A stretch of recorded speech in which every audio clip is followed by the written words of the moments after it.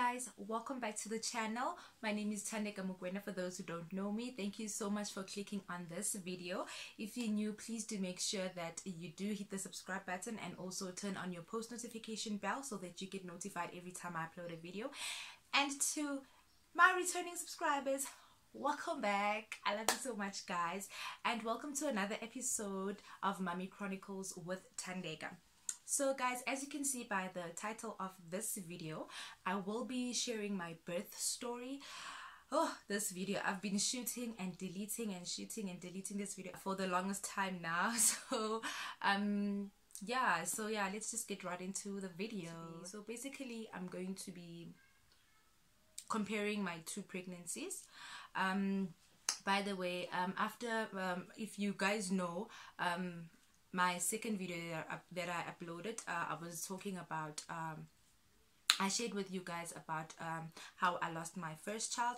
So after that, in 2016, I got a son, and I also got a daughter. So yeah, I'm just going to be comparing the two pregnancies. So I'm going to be looking down because I've written some points down so that I don't forget. I'm going to be starting off with the planning stage. So with Liema was planned. I remember I even downloaded this app. It's called My Calendar. Yes, it's called My Calendar, so that I can monitor my ovulation days and when I get my periods and whatnot. And I remember even having experiencing phantom pregnancy. Oh my gosh, I was so sad because I was so sure that I was pregnant because I had missed my period, and my breasts were also tender, and I was feeling very funny.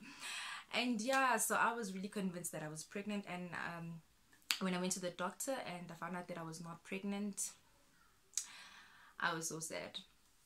But then I kept on trying and trying up until I finally got pregnant. When they broke the news to me, I was obviously happy. Me and my husband were obviously happy about that. And then with Luvuyo, she wasn't planned. She wasn't planned at all. But me and my husband both know when she was conceived. Yeah, we know when she was conceived because that day I even reminded him that I had not taken my pills. I don't know if I read something like that, but yeah. And then when I missed my period, I went to the doctor. So when the doctor confirmed that I was pregnant, I was really shocked. I couldn't believe it.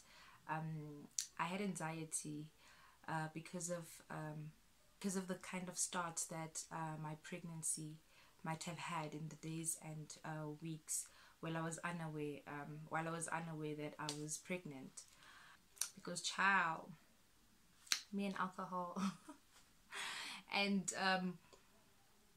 you know, I also thought about how I was drinking on my first pregnancy, and then maybe that could have also contributed to that. So yeah, you guys know that it's very dangerous for you to consume alcohol while you are pregnant, especially in the early stages of your pregnancy.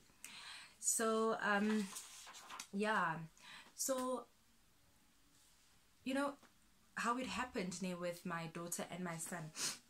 You know the myth that says when you are ugly, you're carrying a baby boy, and when you looking cute and whatever, you're carrying a baby girl.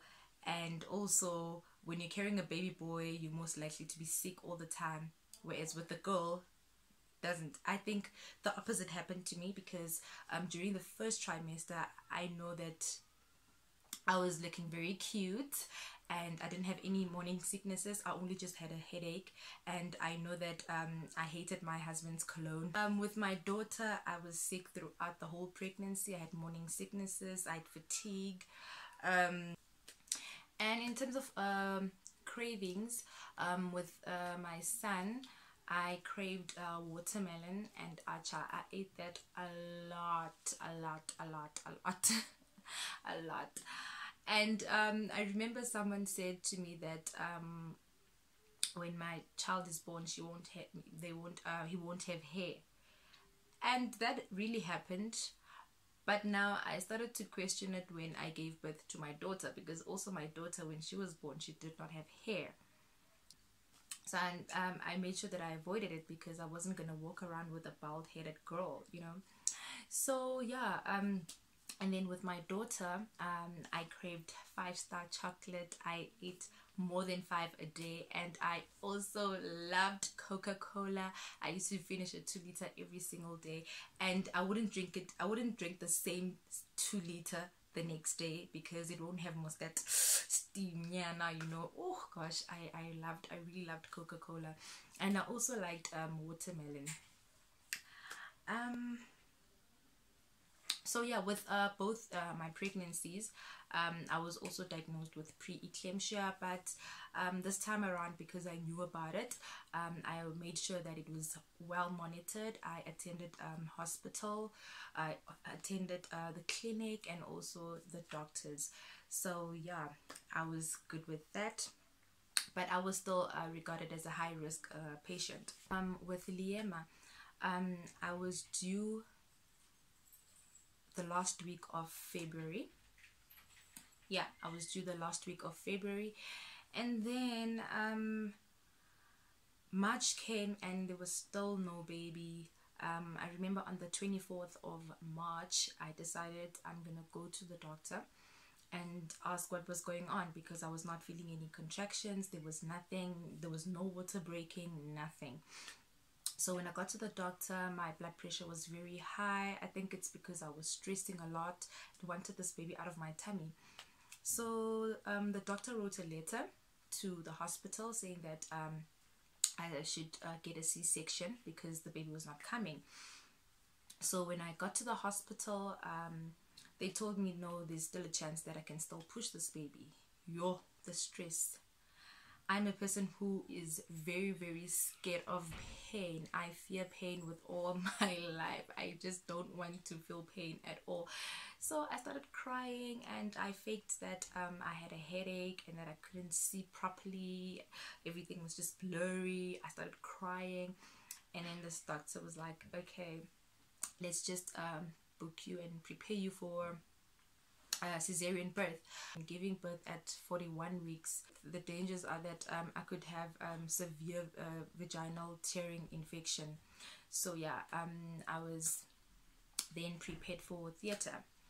And then with my daughter, I remember it was on the 3rd of January.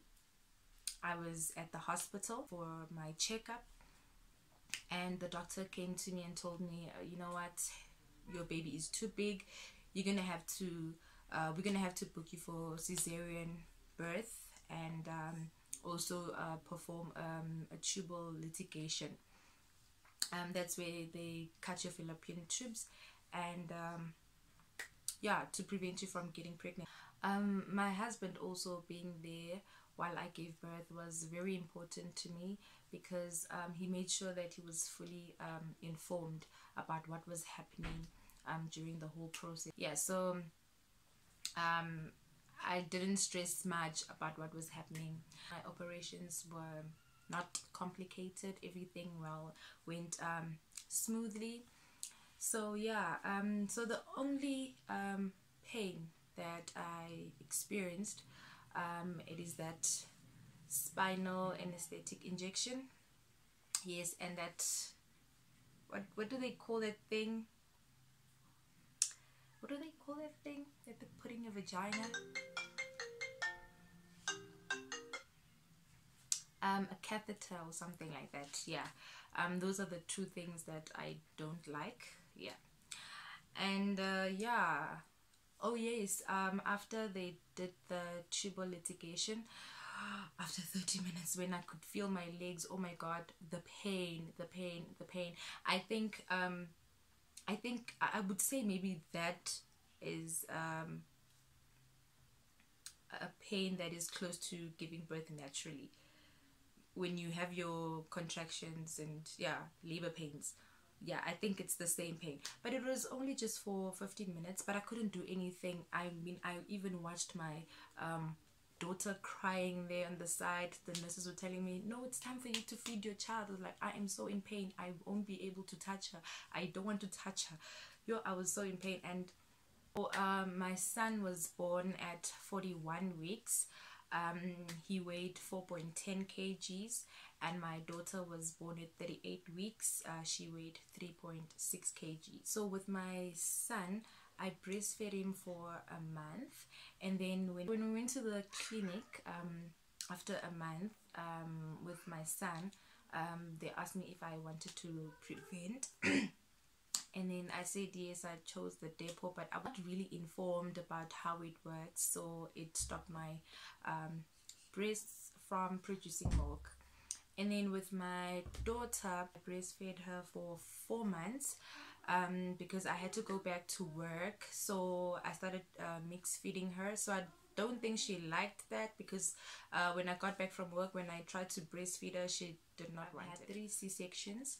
The first one was because the baby was at risk, that's why I lost the baby. And then the second one is because of a previous cesarean birth. And then the third one, which is the last one, was because the baby was too big. So yeah, I think that is it. If I feel like I was rambling, yeah, but if I've left anything out, you guys can just ask me anything on the comment section. Yeah, I think we've come to the end of this video. Thank you so much for watching my video. If you do like this video, please give it a thumbs up, share this video, and also don't forget to comment down below, and also subscribe to my channel. Bye.